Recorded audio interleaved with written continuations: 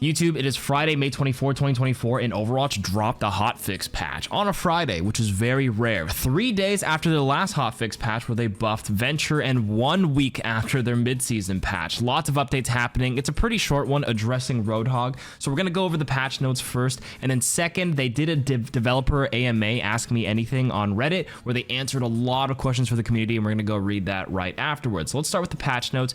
Roadhog nerfs. The take a breather resource regeneration rate is going to be reduced from 10 to 8 per second. That's basically the bar in the middle. So the amount it'll regen is going to be a lot slower. That's a nerf. The maximum healing total HP pool is going to be reduced from 450 to 400. So if I drink my vape from full to empty, 400 HP at most, and I regen it slower. The only upside, this is a buff here, the next part, where the cooldown in between hits of the vape is going to be reduced from 1.5 to 1.25 seconds. So 2 nerfs on Take a Breather, 1 slight buff to use it a little bit more frequently, but like maybe you can selectively use it to, you know, stop and tank a Diva Bomb or tank something for the damage reduction, but the amount of healing you get is going to be nerfed. And then Whole Hog is going to get slightly changed where the knockback is going to be increased from 14 to 16 meters, but the damage per pellet is going to be reduced from 7 to 6 meters. So this is a buff and a nerf. It's kind of like dependent on the situation. If you want to quickly blast people away from you, this is a buff. But the fact that they go away from you quicker means less pellets hit them, so you deal less damage. So if you corner them, nothing really changes, like if you blast them into a corner, but this is mostly to buff the part where you push them away.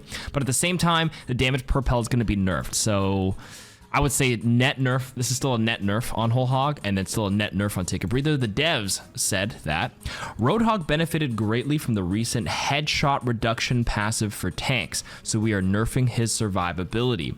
For those who don't read or listen to patch notes, tanks last week got a buff across all tanks where all headshots do 25% less damage.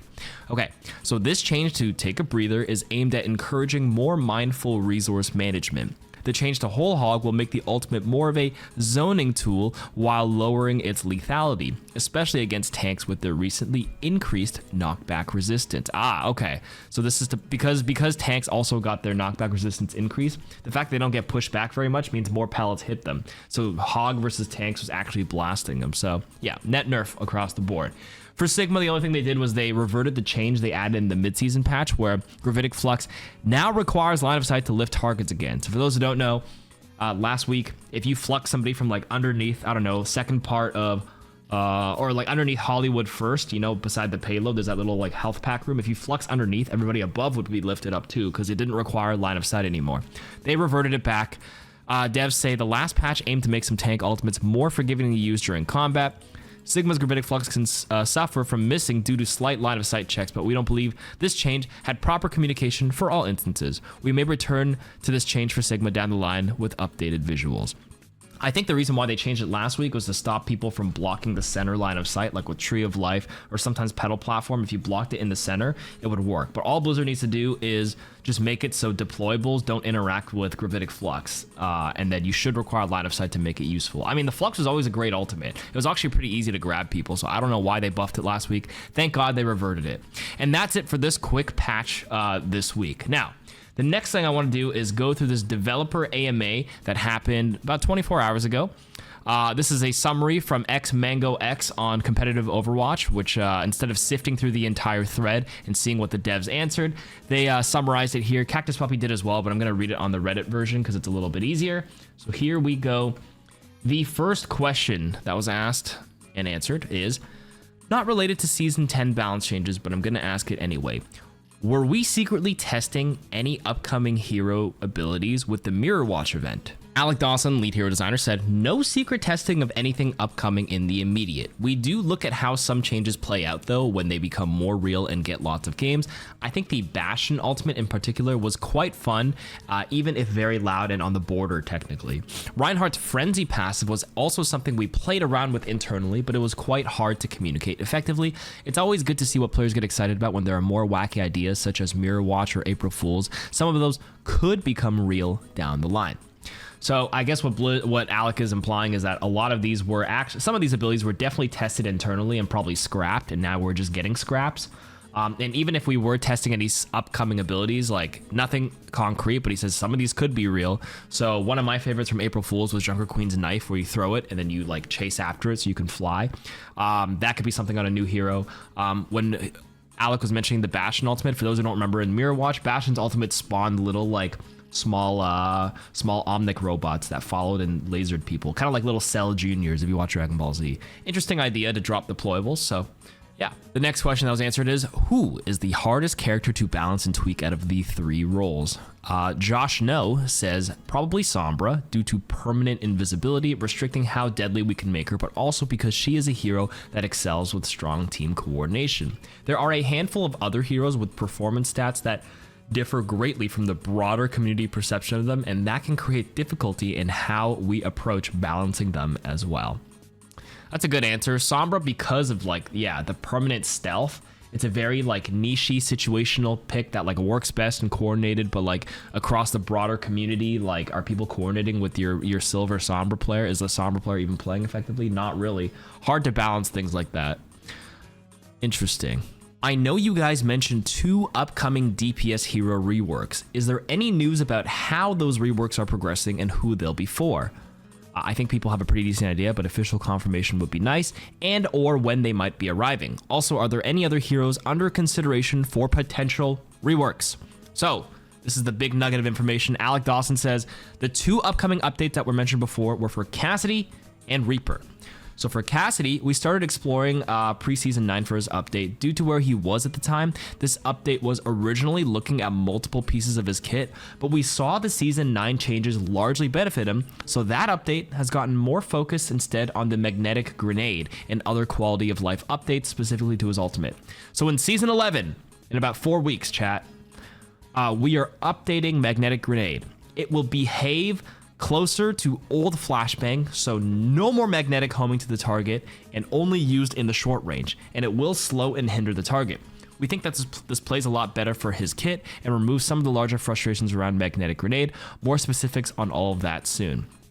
So if you ask me, it's basically kind of the same as old flashbang. If you guys played Overwatch 1, you flashed, it would just have a short distance and then the flashbang would pop and stun people. But instead, it does the same thing now. It'll probably pop, but it'll have the hinder effect or apply the slow effect instead of a hard stun, which against some heroes basically feels like a stun, like a Tracer basically stops her in her track. But old flashbang, of course, would make her stop in the exact spot and you have to headshot her immediately. But like now, if you slow and hinder the Tracer, she can still move a little bit, so there's, I guess, a chance to dodge the shot. A little bit weaker than old Flash, but that's what I'm getting at for that.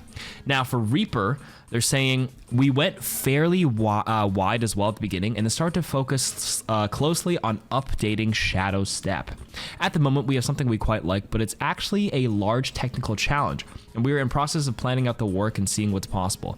In the meantime, we may buff Reaper in some non-tank buster ways, as he lost a lot in the most recent update. So what I feel like what Alec is saying here is that Reaper update rework will take longer, probably a couple more seasons, hopefully not that much longer, a couple months away. In the interim, Reaper is weaker now because of the armor changes last week, where armors reduce more damage against smaller pellets or instances of damage. Reaper is a shotgun hero, and most tanks do have armor. Not all of them, but a lot of them do, so Reaper's tank busting ability is nerfed significantly. Reaper is still effective at like hopefully teleporting and sneaking in the back and assassinating squishies, but the tank buster style is not very good right now for Reaper. So Reaper kind of sucks, if you ask me, in that specific capacity. So in the meantime, since it sounds like since we're a long ways away from the rework, they're going to buff Reaper in other ways. One thing I would suggest is probably just get rid of the I'm flanking or repositioning. Like if you're teleporting, like make Reaper shut the fuck up so he can actually be sneaky. Thank you. Next, what is the average rank of your playtesters and what level of input do they have in deciding what changes are made in each balance patch? Hudson says, a huge part of our team culture revolves around playtesting, from designers to QA, community management. Everyone has the opportunity to play what we're working on and give open, honest feedback. One of the advantages of this model is we get a perspective from a wide range of players from GM1 to Bronze 5. It's been a while since we've taken an official poll on average ranks, but having a wide sample helps prevent tunnel visioning on feedback from specific ranks. So basically, they actually, at Blizzard, they do have some really high-level players. I do know a few. I'm not going to out them, but I talked to some. Some are legitimately in top 500. Not all, a few, and then a wide range in the entire community. And he's saying from all roles at Blizzard, not just specific playtesters and QAs that are bouncing, like everybody at Blizzard and their team can play test in playtest sessions. So that's what they're basically getting at, but not really like a true answer. He couldn't even give an average rank because again, they haven't pulled it in a while. So that part's fine. Okay, this is a long one, so I can't even fit it all on screen. Let's just put the question up first. Two-part question. Why the inconsistency with dev comment and explanations for balance changes? There have been many changes that have been questionable. The biggest offender was buffing Sojourn in January when she was widely considered the best DPS, and that was shipped with zero explanation. Justifying these changes would help a lot with player perception, so we could understand these discrepancies. And also, part 2 question, I have to ask what's going on with Symmetra. She was weak and then buffed and then immediately reverted and now silenced. Like, is she getting a rework? What data shows she needs a nerf? She needed a nerf. She is super weak and hard to use on ladder, which is uncoordinated environment by nature, and was only played in the OWCS for the Mauga meta. Shouldn't nerfing Mauga have been enough? Okay, big question requires a big answer. What did Alex say? Alex said, we should do a better job about this, especially when it comes to getting the community's visibility on what we are seeing versus what the player base may seem to think is the best hero at any given time. These can differ regularly as certain heroes get power reputations, weaker or stronger than the reality at a given rank, that are hard to shake off. Thanks for the feedback here. We'll make sure we have something here, even if it's a simple change. Okay, so I assume like they're saying like whenever we read the patch notes, the devs usually have the dev comments, but there are some patch changes where they don't write anything for the dev comments, and I guess the Sojourn one was a bad one. So I guess hopefully moving forward, we can hopefully hold them accountable here. Every patch change should have a small dev comment on their reasoning, which helps with transparency and can help improve that player perception, like you said. So they do mostly add dev comments, but some are blank, like they said. So let's make sure hold them to it. Okay, Symmetra kept some of the buffs in that patch, but yes, we hear the feedback of where her current power level is. We may have been a bit overreactive to the Mauga compositions popping up during that time frame. He was certainly overtuned, but we wanted to make sure of it. For right now, we are in discussions about Symmetra and especially her frontline presence. Believe that's a piece of the kit we'd like to promote further, whether through her survivability or beam damage. So I've always said this about Symmetra. She's kind of all over the place. She does like 5 different things. They all are such different playstyles that don't complement each other.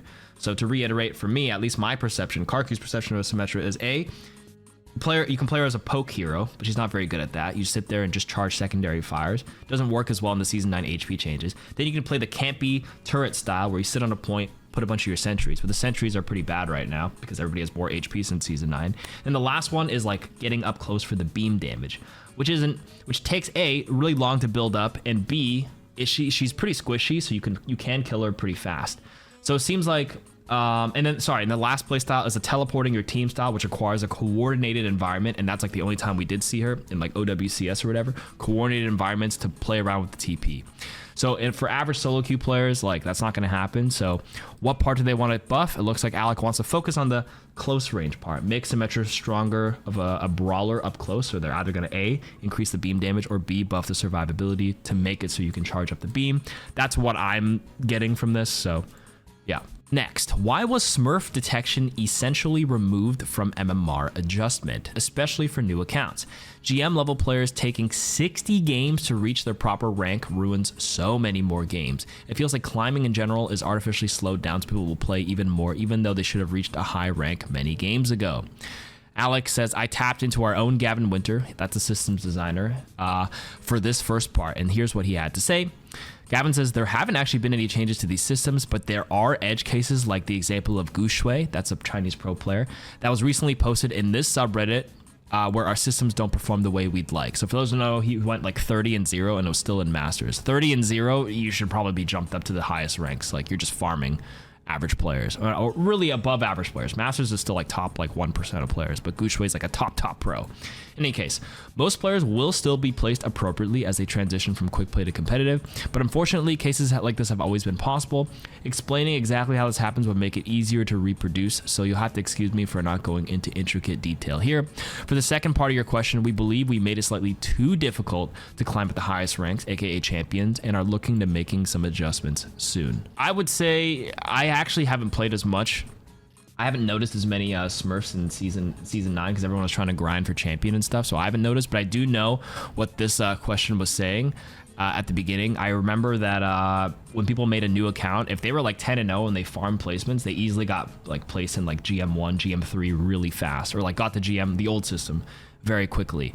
And then there's always some people who complain like, this game is cooked, it's so easy to get GM, but I'm like, no, if you're a GM player, it's actually good that you're not farming, you know, diamond and plat players for that long, because like if your true rank is a GM, the game should have a Smurf detection where it's like, okay, you're like 50-0 against these players, you're clearly not at this rank, and immediately shoot you up in the ranks. I always thought that was a good thing. I was always unsure why people thought that was a bad thing, but in any case, you can't please everybody. Everybody has different opinions. But I think it's good to have Smurf detection. Next. Will you ever make pick rates and win rates public, even a couple of weeks after the fact? I feel like it would do a lot to help people understand why changes are made. Is there a win rate range you want to keep all heroes to stay within? Josh No says, there aren't any plans to currently shift resources towards supporting something like that. That's unfortunate. Sites like Overbuff don't have the complete picture, but the data there for win rates and such is generally fairly close. There is some argument against being too transparent with those stats, and that it can create a bit of a feedback loop where you might see player behavior driven by what appears to be the meta and the stats, but that kind of already happens just with the general discussion and sentiment around the heroes without the stats as well. Our target hero viability by win rate is between 45 to 55% unmirrored win rate at Masters rank and above. Those individual win rates can often fluctuate by 2 to 3% by day, mostly because heroes tend to have a wider range of win rates per map, and we're looking at the global average of those, but also individual performance isn't consistent, of course. Lower pick rate heroes fluctuate more, and there's less confidence in their win rate being indicative of actual strength. Extremely high pick rate heroes have a similar problem when looking at unmirrored stats. In the end, stats require interpretation to understand their context, and that is why they are not the only basis for balance changes, but are a useful tool to measure the impact of changes patch over patch. Okay, when they say sites like Overbuff don't have the complete picture, but it's actually pretty close, anybody who knows statistics know that's true. It's never a question of a sample size.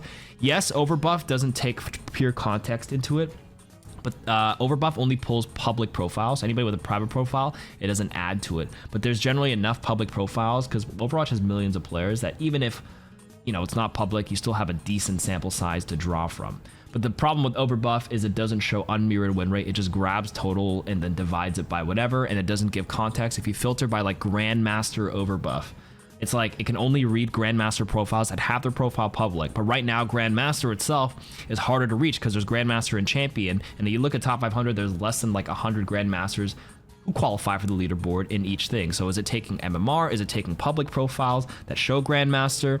Hard to say. And then if you have Grandmaster, if they play into Masters lobbies, generally Grandmasters will beat Masters no matter what their hero pick is. So you lose that stat or in that context. And you also don't have unmirrored win rates. So Overbuff, while it's decent sample size, it's generally fairly close, but not really. Some people can also will look at Overbuff and be like, oh my God, you know, Ramatra has like a terrible win rate, but like Ramatra's fine. But Ramatra has like a 44% win rate. It can fluctuate 2 to 3% per day, and Ramatra has less than a 1% pick rate at the highest ranks. So it's like without enough sample, that's a low pick rate, so there's not a lot of confidence in it. So you have to kind of understand statistics a little bit. Don't take it into consideration, but don't take it as full, this is what must happen, but it is a good tool. And it should be not the only basis for balance change, which I agree.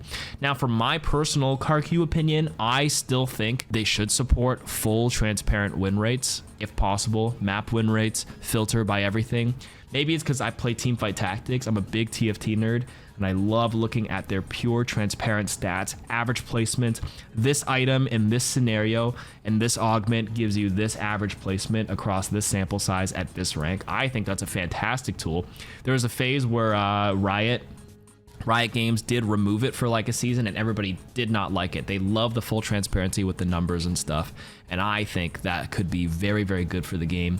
Even if, you know, people create this feedback loop where you see player behavior driven to what appears to be meta. So what? Like, stats analysis can be kind of cool too. Like, people already do it anyways. They'll pick based on player perception and maybes and opinions versus like what's there. And like, that's also just one of the many, you know, bases for your reasoning. But like, having public stats in various scenarios could be, I mean, I like it. I wish they added it, but whatever. What is Hanzo's new job? Is he supposed to take over Pharah's place as a new go-to permanently pocketed hero?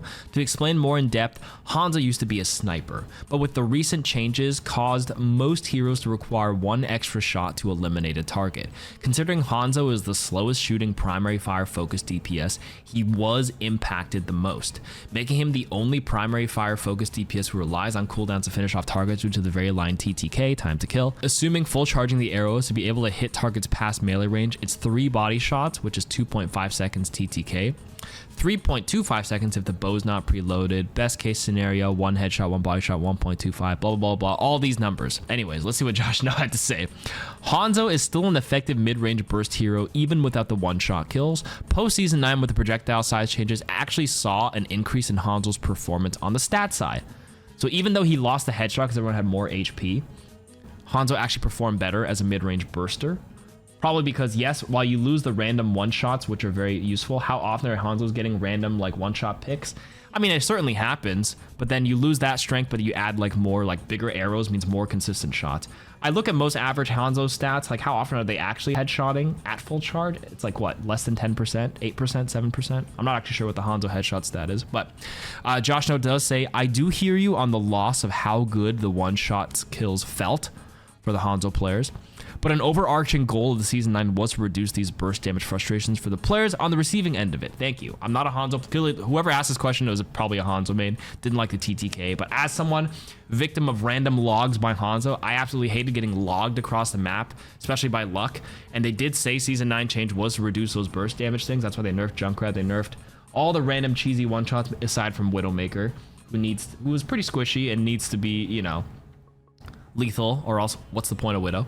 In any case, armor changes in Season 10 have also been a benefit to his damage. That's right.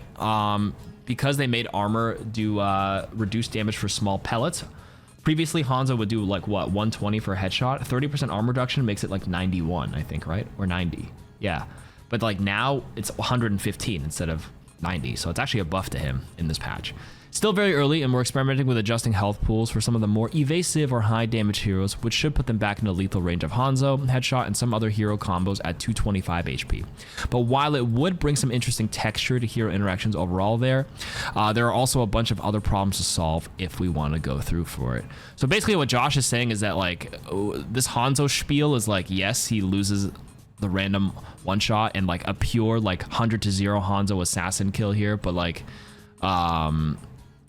JoshNatu was saying probably based on the data and everything, like Hanzo's actually not even that bad right now, according to them. But they will look at some things and may indirectly change because it looks like they're actually going to reduce some other heroes down, HP pool down from 250 to 225. We don't know who yet, but that would indirectly also buff Hanzo in that capacity. So yeah. Okay, a month later, and considering he's probably displayed probably on the Twitter post for the AMA, I got my question. How have you guys felt about the past reworks on Roadhog and the new one, Wrecking Ball? Like, what the goals were exactly, your personal thoughts and community response, and what you want to fine-tune with them post-rework. Those things, I think people will be most interested on how you guys felt now that it's been a bit. Okay, Alec Dawson says, for the most part, we're relatively happy with the new bases both have been given, but there's still some fine-tuning to be done. I'll start with Wrecking Ball. Our goals were to give him more flexibility with his movement and engage options. It heightens the benefits he gives to his team, and it'll give him some quality of life updates. I think our changes all attempt to address those goals, but I think one thing we can hit harder in the future is heightening the benefits he gives to his team. We were a little conservative with the adaptive shield change. Overhealth is a scary, hyper scary and coordinated environment, so perhaps there's more room for that to be more pronounced through tuning and actual feedback received in game, and we're working on some updates here. Overall, Wrecking Ball is doing much better after his recent updates, and we believe we have a great base to work with moving forward. Yeah, but Ball, lots of changes. For those who don't know, you can retract your grapple now and, like, you know, move up for free. You can get more adaptive, or you get the same amount of adaptive shield, but if you go back to your team, you can distribute the overhealth. So they're saying they were worried about it, but it looks okay. But they also buff Ball last week, where his mines do more damage now, and the pile drive locks them out a bit more. And I think the mines have 60 HP now, so Ball is actually kind of good right now, if you ask me. Anyways, Alex says, for Roadhog, aside from the conversations about his current survivability, we plan to hit that soon. Okay, that came out today, which we mentioned earlier today. There are some things to look for concerning the frequency of his combo. For example, his pick pen goes on cooldown when you throw it. So you can pre-place one, it gets destroyed, and then Roadhog already has it ready again, even though the enemy tank may think there's a window where Hook is less deadly. That's one discussion we've had recently. Still work for us to do in terms of the value of pick pen that it brings outside of the combo as well, and how we can make those windows of combo potential less frequent. I'm okay with Hog nerfs. Next, are there any nerfs being discussed for Hog? Blah, blah, blah, blah, blah. Yes, we're planning to nerf his survivability soon. Okay, so that just went live today. We already talked about that. Next. With the major tank changes, for example, armor, knockback changes, headshot, and individual balance changes that released last week, I'm curious, have there been any noticeable or immediate shifts in the win rates and pick rates amongst tanks?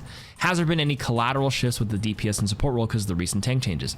I know that, for instance, with the recent armor changes, some heroes have become weaker against tanks, for example, Tracer and Reaper, because they're pellet damage, while others have become stronger, like Cass and Hanzo. I'm interested in knowing how the team behind the scenes statistics have measured lately as a result, if they can share.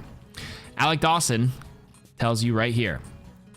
Some of these are related to meta balance, some probably related to armor headshot, but what we can see in the stats here, in terms of the performance delta, biggest winners are Ana, probably because armor doesn't reduce the it does normal damage. Junkrat got buffed from 125 per nade, and armor is, you know, instead of it going down to like 90 damage, it's only 120 now. Pharah, so burst damage and dots. Roadhog, probably because of the headshot reduction. Sigma, probably because of the flux and headshot reduction. Wrecking Ball, and Zarya, because beam damage kind of ignore the armor stuff. So, many heroes stayed relatively the similar, and then the decreased biggest losers of the patch were actually Bastion, D.Va, Mauga, Orisa, and Reaper. The D.Va one's interesting to me because I feel like D.Va actually was not bad this patch simply because of the headshot reduction, and D.Va's mech is like right there. But at the same time, D.Va does have a lot of armor, so against beam heroes like Zarya and that bad matchup, it might actually beam her a lot quicker through it. And if you shoot D.Va in the back, sure, and then D.Va is pellet-based shotgun, so when you shoot other armor tanks, which, you know, you're not going to hard focus tanks all the time as D.Va, but it does affect that. Like if you're playing D.Va against Winston, he jumps in, that first layer of armor doesn't go down as quick because of the pellet stuff. So, interesting. D.Va's the only one that's like a oh for me, but everything else seems makes sense to me. Next. Okay, I'm going to ask some general questions. Feel free to answer whatever ones.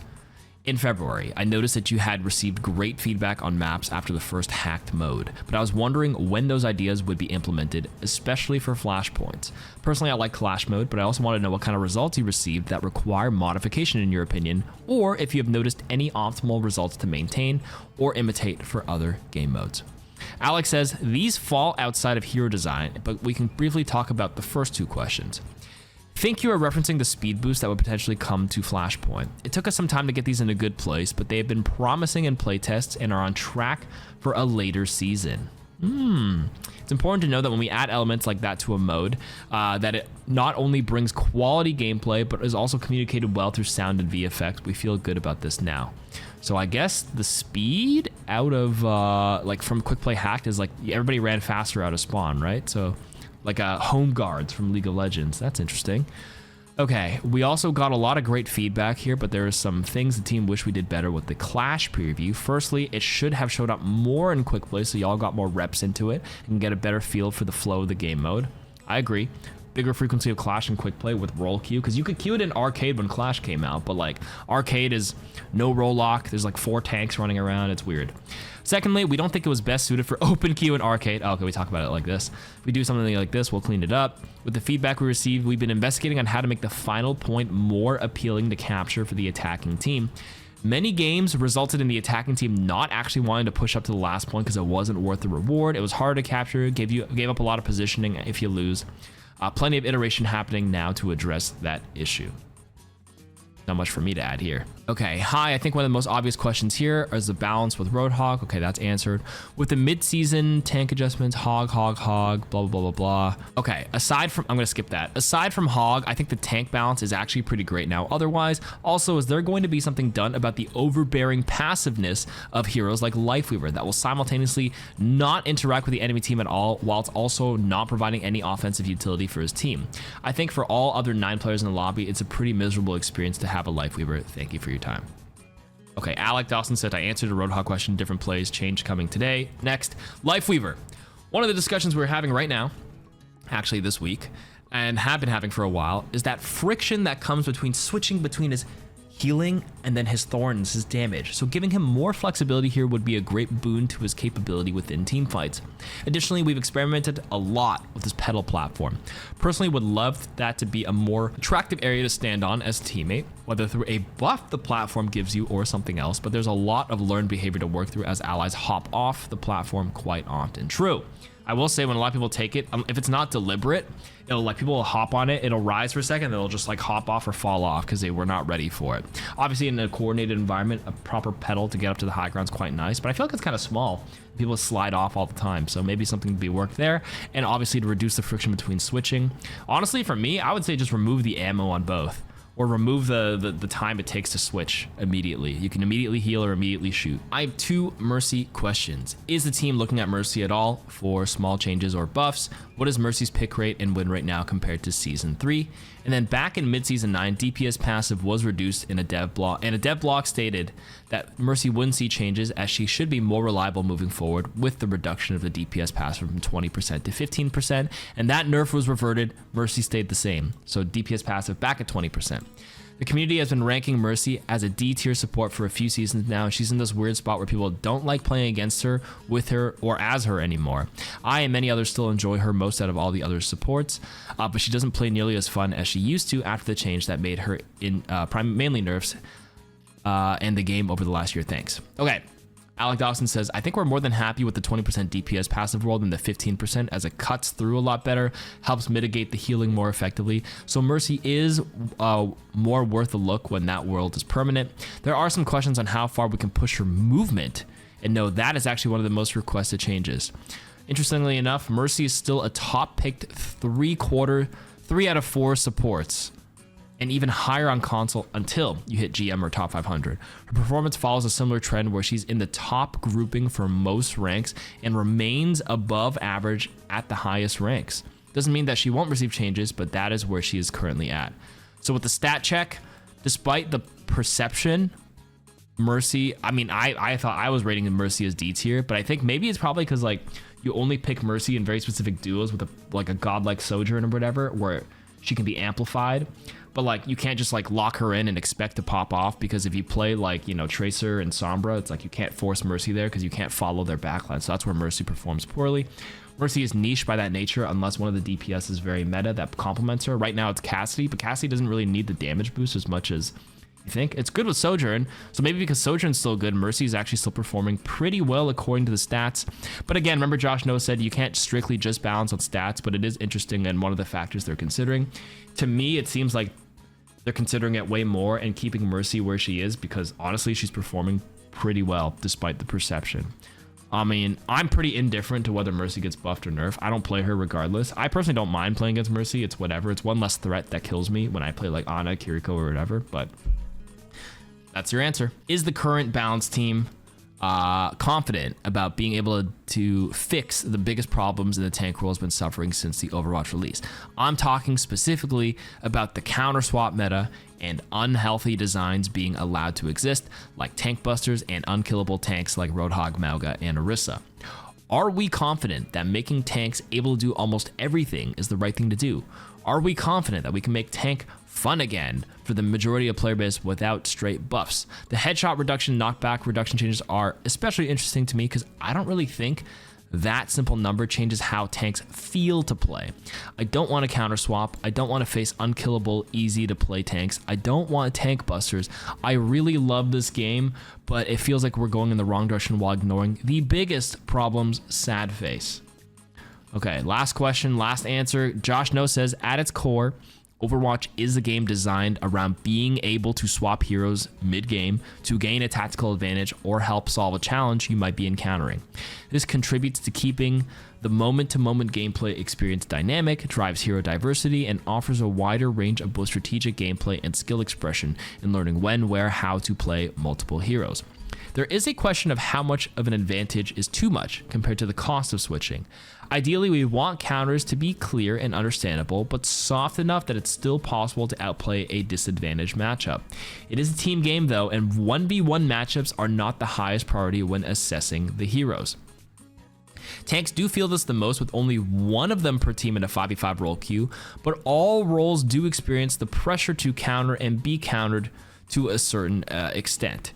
We're striving to find a balance between swapping heroes every death, which certainly feels too often, and rarely swapping heroes or getting trapped in mirror matches every game, which quickly leads to fatigue. We've seen a lot of improvements here compared to earlier seasons, but it could always be better. Unhealthy and unpopular designs are not necessarily the same thing. When designing heroes, we aim to provide a wide range of playstyles, mechanics, and aesthetics for players to enjoy. It's okay if they don't resonate with everyone broadly. We'll do our best to make the game as fun as it can be for a wide audience. This answer is okay to me from Josh, but like I think, you know, the tank issue with the counter swap is like, he's not wrong in like a specific 1v1 swap. It should feel soft enough that you don't have to. I've always said an example is maybe Zarya versus D.Va. Like if Zarya beats D.Va on paper as a soft counter, you don't have to necessarily swap because you can play around that. But obviously I understand tank play gets very frustrating when everybody swaps to counter you. Biggest victim was Reinhardt because there's only one Rein player. Like 5 people can swap to things that just make it miserable. Discord Orb, Mei walls, flying heroes, Orisa's, you know, thing. When you have 4 or 5 counters, then yeah, you probably have to swap. And he's saying that, you know, Overwatch is a game where like swapping is kind of part of the game style. It just made, obviously since Overwatch 2 came out, one-tricking tanks is not viable. If you were like a tank one trick in Overwatch 1, it was possible with 2 tanks, but here it's way harder because it's the easiest way to counter one specific hero and target them, which is what everybody does. I don't actually agree with Josh No saying like ideally, what's it called? All roles experience the pressure to counter or to be countered to a certain extent. I don't feel this for supports. I don't necessarily be like, I need to pick this support to counter their Ana. Maybe if I'm feeling corny and quick play, I'll be like, I'm gonna play Moira to counter their Ana, as in I'm gonna go flank and just assassinate this Ana and pray she sucks and I can fade every sort of sleep dart. But like, you just don't really pick to counter their supports. Sometimes you pick to counter DPS heroes, like an annoying Tracer, or like a very, you can pick Torbjorn to annoy the Tracer, so the turret's always annoying her in the back. Or you swap to a hit scan DPS hero to deal with flying archetypes like Pharah and Echo. But in general, it's probably because it's easiest to counter tanks because it's just one role. So I honestly don't know how to solve this. A lot of people will default to the, you know, go back to 6v6 with, you know, to one extra tank, which can alleviate some of those problems. Sure, you can remove some of the counter problems, but then you reintroduce a lot of other problems in the game that people just tunnel vision on the tank experience. And while it may be fun for a moment for the tank, the wider community, you know, there's tanks are a third of the player, maybe less. Then the DPS and supports have to deal with 2 tanks, extra visual clutter, more things that can, you know, make it hard for the other roles to play. So if we ignore the 6v6, and adding an extra tank and simplify the complexity, what other solutions are there? It's tough. I really don't know what they can do to make the tank experience a little better. But again, I'm not a tank player, so like I don't experience this on the daily. I understand if you're like a Rhine one trick, this ain't fun for you, but Sometimes I've been playing a bit of tank and ranked, and I played a lot in solo queue. Maybe I enjoy the off tanks a lot. I enjoy tank, but probably because I main like Sigma, Junker Queen, Zarya. Like the off tanks feel fine because I guess they're not as easy to counter. Like there are counters, but I usually can play around it. Hard to say. I don't really have an answer for this. That was Josh's answer, and that was the entire Reddit AMA. Let me know what you guys think in the comments. This was a long video. Hope you guys enjoyed listening to this while you're, driving the car, walking the dog, and listening to me yap and read this to you. Let me know what you guys think. Have a discussion, and peace.